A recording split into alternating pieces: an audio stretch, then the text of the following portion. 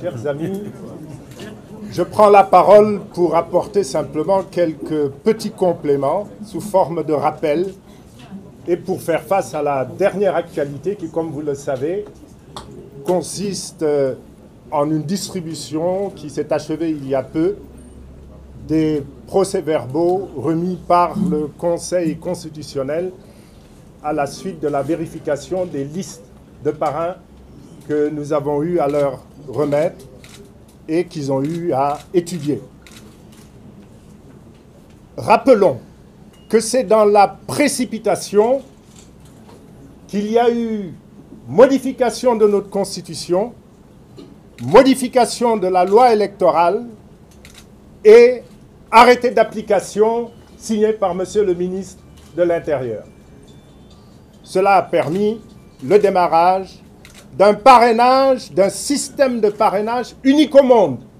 Il est bon de le rappeler. Il est bon que les Sénégalais sachent que ce système de parrainage tel qu'il a été conçu n'existe nulle part ailleurs dans le monde. Il est donc synonyme de grosses difficultés. Et nous avons attiré très tôt l'attention des Sénégalaises et des Sénégalais sur le fait qu'il s'agissait d'un système inapplicable.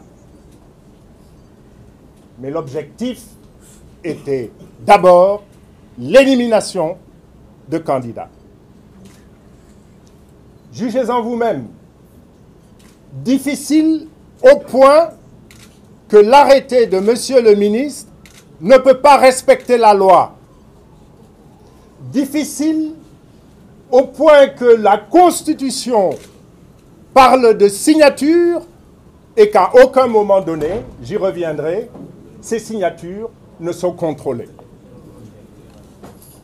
Nous avons un Conseil constitutionnel qui ne respecte pas la Constitution, un ministre de l'Intérieur qui ne respecte pas la loi lorsqu'il signe un arrêté.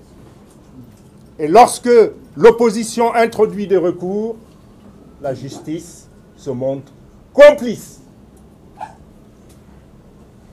Nous savions que le juge constitutionnel, qui est le seul juge de l'élection présidentielle, allait être incompétent.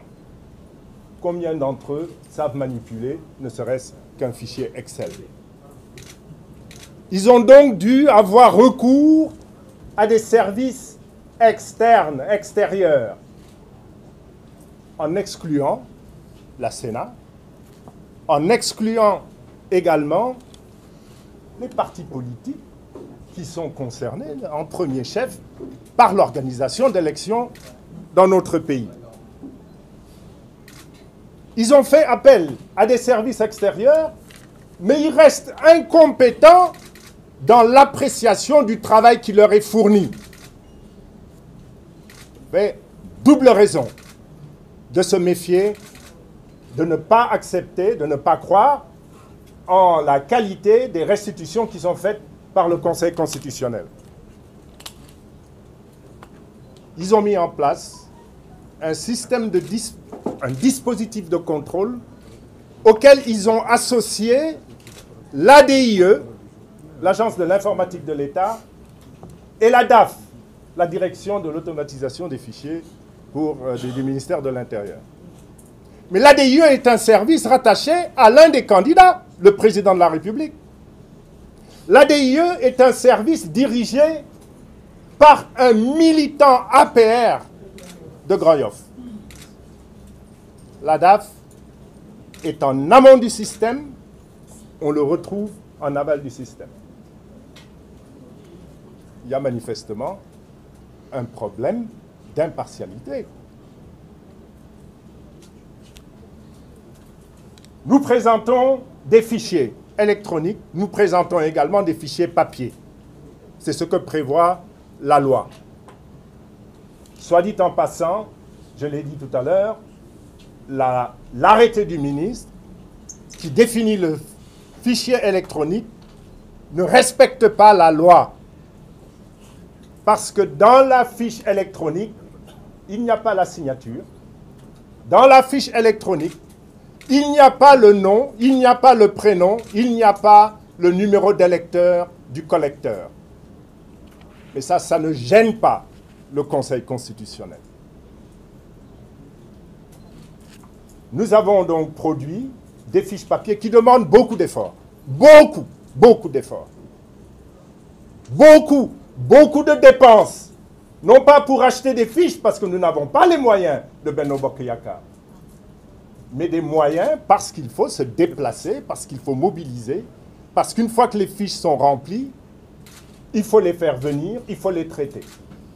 C'est énormément de travail, énormément d'argent, énormément de temps. Nous avons donc remis des fiches papier et des fiches électroniques en essayant, autant que faire se peut, de respecter la loi. Quand je dirais autant que faire se peut, c'est parce que nous avons dû respecter l'arrêté ministériel, même s'il n'est pas conforme à la loi. Quand vous appréciez le contenu d'un fichier électronique, quand vous vérifiez la véracité des informations qu'il contient, et vous le faites par rapport à un référentiel, par une base de données de référence. Il y en a une, c'est le fichier électoral, et il y a des compléments qui viennent, puisqu'il est question d'éliminer les doublons, par le traitement des fichiers remis par les premiers candidats, puis chacun d'entre eux, ainsi de suite.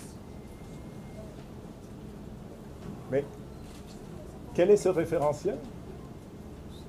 On nous a empêchés, on nous a interdit, on nous a remis à notre place à chaque fois qu'on a réclamé des éléments rassurants sur le fichier électoral. Ça, c'est la base de données, c'est le référentiel. Ensuite, vous avez besoin d'un petit logiciel ou de macro, puisqu'il s'agit de feuilles Excel, pour apprécier tout ce qui est doublon, tout ce qui est correct, tout ce qui ne l'est pas. Qui a fait ça? Avez-vous déjà entendu parler d'un appel d'offres lancé? On ne connaît ni le cahier de charge, ni le développeur ou celui qui a conçu.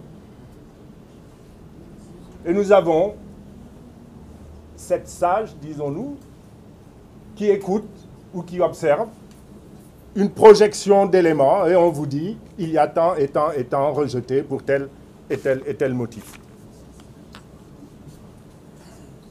Mais nous avons, en tant que républicains, comme républicains, nous avons à chaque fois décidé, et peut-être également parce que le peuple sénégalais ne nous donnait pas l'impression de bien comprendre les enjeux. Nous sommes allés le plus loin possible avec ce monsieur qui organise les élections, avec le ministre de l'Intérieur qui est en place, avec ce système judiciaire qui, malheureusement, on le constate aujourd'hui, au niveau du Conseil constitutionnel, se soucie d'abord d'éliminer, au lieu de chercher à faire respecter la loi, au lieu de chercher à faire respecter sa propre décision.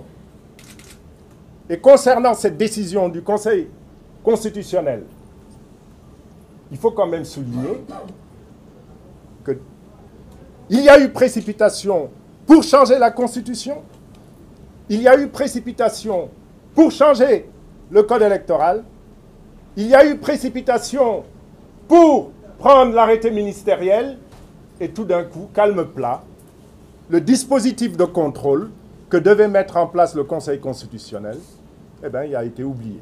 Il a fallu que nous écrivions le 30 novembre pour qu'enfin on nous dise « Non, non, ça a été fait. C'est signé depuis le 23 novembre. C'est une décision du Conseil constitutionnel. » Eh bien, on va vous démontrer que ce Conseil constitutionnel ne respecte même pas sa propre décision.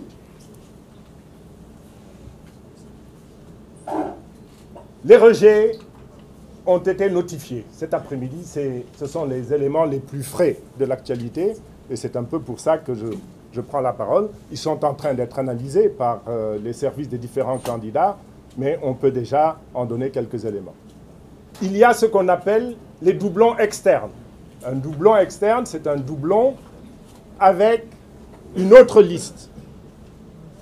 Celui qui a présenté le premier nom du parrain garde ce nom, celui qui vient après le perd.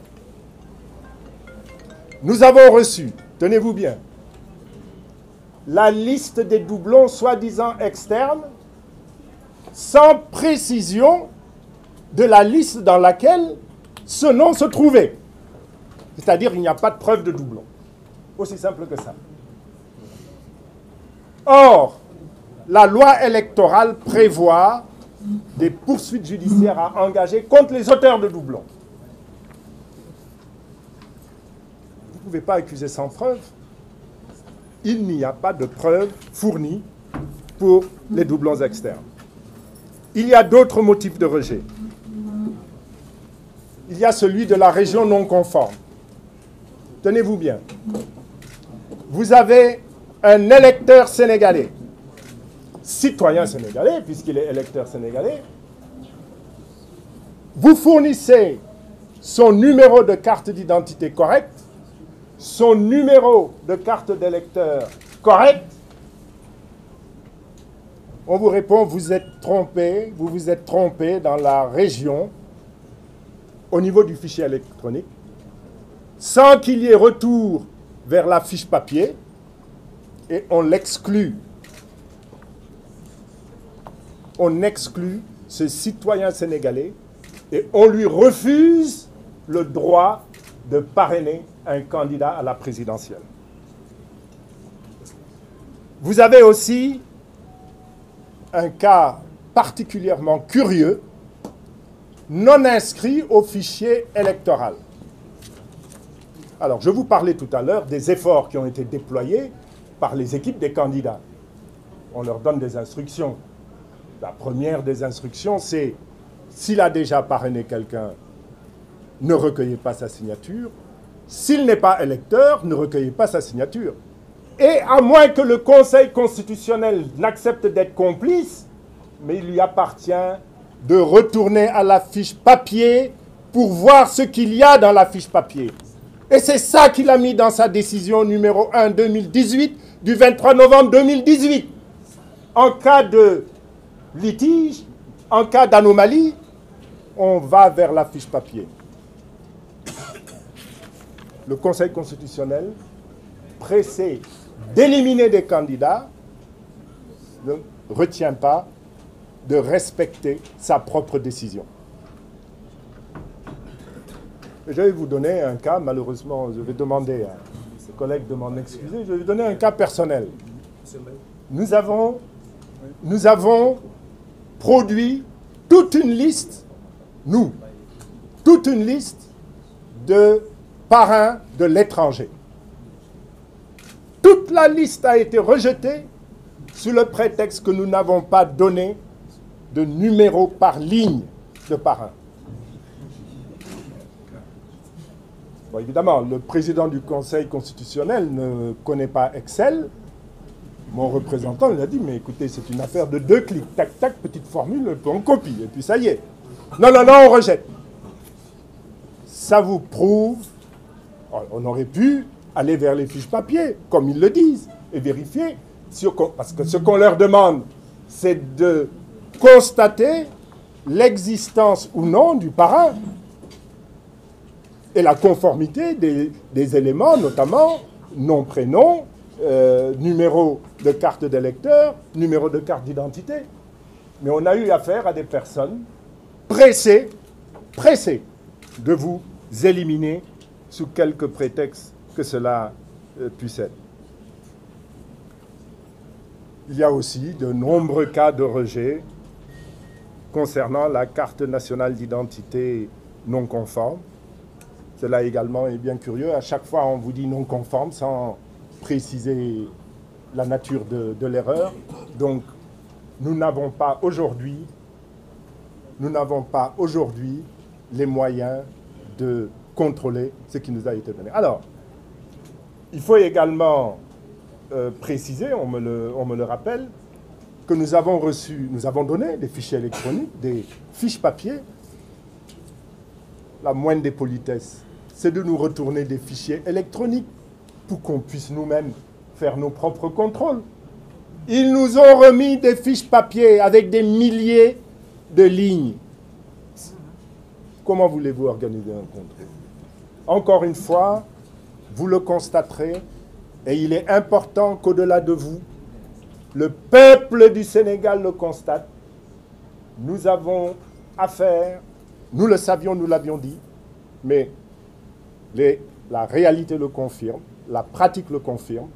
Nous avons affaire à un système destiné à éliminer des candidats. Et ça n'est qu'un premier filtre. Nous vous demandons de prendre note et d'en être conscient. Car ce matin, nous relisions un communiqué du 16 mai 2018 où nous annoncions déjà tout ce dont nous vous parlons. Nous sommes dans une stratégie mise en œuvre, cela a été dit tout à l'heure par le ministre Thierno Alassane Sall, visant à éliminer des candidats pour assurer l'élection la plus facile, la plus paisible, je ne sais pas, ça, on verra ce que le peuple sénégalais décidera, l'élection la plus facile possible au président Macky Sall.